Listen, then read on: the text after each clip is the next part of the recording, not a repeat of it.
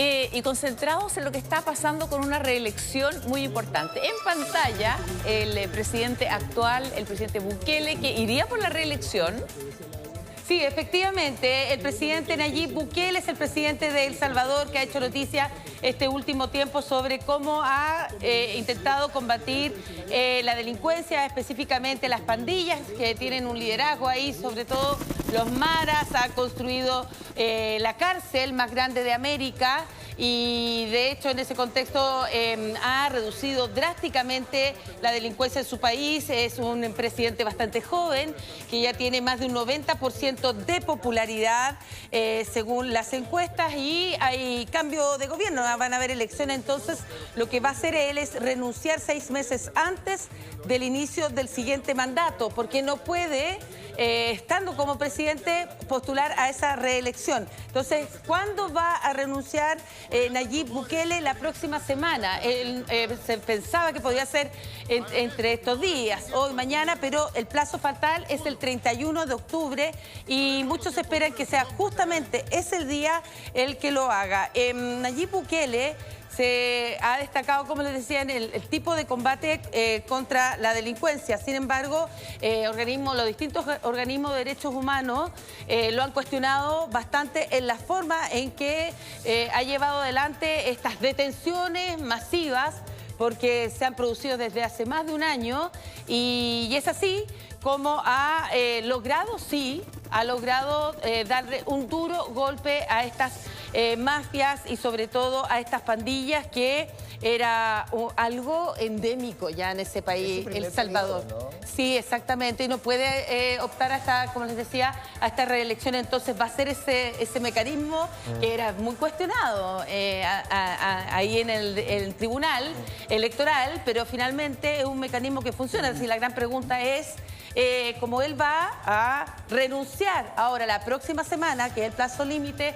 ¿Quién va a suceder a Bukele? ¿Se mantendrá su vicepresidente en este lapso de tiempo antes de las elecciones? ¿Pero debe renunciar por razones constitucionales? Por razones, exacto, claro, porque no puede postularse si no renuncia. Si no renuncia. Oye, pero sí, ¿quién le va? Hay una maniobra ahí. Porque los presidentes norteamericanos hacen campaña en su cargo. Claro, a los 4 años opinan a ir a la reelección, y bueno, ahí tenemos a Biden recorriendo el país en un bus y todo. Que es controvertido también. Claro. Oye, ¿quién le podría competir a Bukele? Porque la verdad Está es que difícil, ¿eh? sí, o sea, se ha transformado en una figura, bueno, por el modelo carcelario que ha impuesto en El Salvador, Exacto, por haber entendido además cómo funcionan estas maras salvatruchas y haber mostrado al mundo esta forma de combatir el crimen organizado, el narcotráfico, y con estas imágenes que son impactantes, donde se ven, bueno, centenas de personas, de hombres, todos ellos tatuados, ahí enfrentando a la justicia, con juicios masivos, con juicios masivos. Ahora, muchos dicen,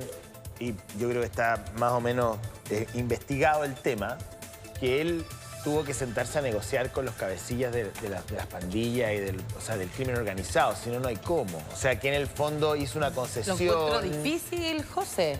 Muchos dicen que hubo negociaciones novela ocultas en el fondo, donde las pandillas y los grupos de crimen organizado también hicieron una sesión de, porque en realidad él, claro, encarcela a un grupo sustantivo. A los soldados.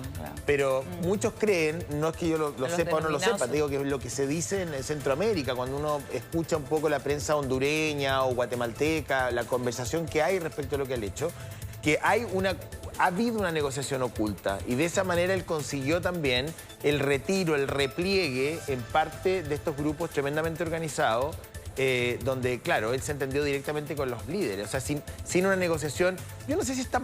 O sea, muchos dicen, no, es que uno no negocia. Sí, no sé. Es como no negocia con el terrorismo. Colombia lo hizo en algún momento también, sí, digamos. Sí, sí. Y de hecho, pero hay una redada muy masiva, José Antonio, a tal nivel que muchos han discutido esto, sobre todo derechos humanos, porque solo por tener... la detención por sospecha es real. Solo por tener el tatuaje de algo alusivo a las maras, inmediatamente eres detenido. Entonces, es parte de eso, más el tratamiento que están recibiendo estos reos que están en esta cárcel de máxima seguridad. Nosotros les hemos mostrado, tiene unas características impresionantes en cuanto a su dimensión, en cómo se recluye cada uno de estos reos y sobre todo porque no va a ser la única. Su segunda apuesta es tener una cárcel tan grande como eso, pero para los de cuello y corbata, para frenar la corrupción en El Salvador. ¿Eso es lo que promete? Exacto, es su promesa. ¿no? Lo estaba llevando ya adelante. Entonces, la Constitución de El Salvador prohíbe la reelección presidencial. Y es por eso que hace este mecanismo. Y él en septiembre del año pasado ya decía, voy a buscar un segundo periodo, tengo el 90% y más de popularidad, y hace esto cuando fue muy cuestionado en ese momento por la Corte Suprema, sobre todo, y el plazo límite para hacer esto es el 31 de octubre. Por eso hace noticia. Y ayer decía, no voy a renunciar mañana, porque todos están esperando que sean estos días. ¿Qué va a pasar en ese lapso de tiempo? Periodo, yo no he seguido su posición estos últimos días. Porque cree que su proyecto necesita de más tiempo, porque es un proyecto exitoso y de largo plazo y que tiene estas nuevas proyecciones. Perpetuarse un tiempo más. Totalmente. Uno piensa, claro, ha sido muy exitoso, pero también hay riesgos. O sea, ya empezaron los cuestionamientos a una forma, evidentemente, que uno dice se necesitan policías fortalecidas, mano dura frente al horror que se está viviendo en términos de seguridad, pero ya comienzan algunas críticas a propósito de juicios masivos. Exacto. O sea, no hace, los enjuicia en grupo, claro, no de a uno. O sea, hay cosas que el derecho internacional... No, además la responsabilidad penal es individual. ¿Cómo haces sobre un grupo? Son figuras particulares, digámoslo de esa manera. Sí, no, pero un equipo, es que no sé si puedo revelarlo, pero bueno, un equipo de nuestro canal fue a la zona y cuando conversaba con la gente estaban todos felices con lo que estaba pasando, porque se sentían mucho más seguros, podían salir y todo.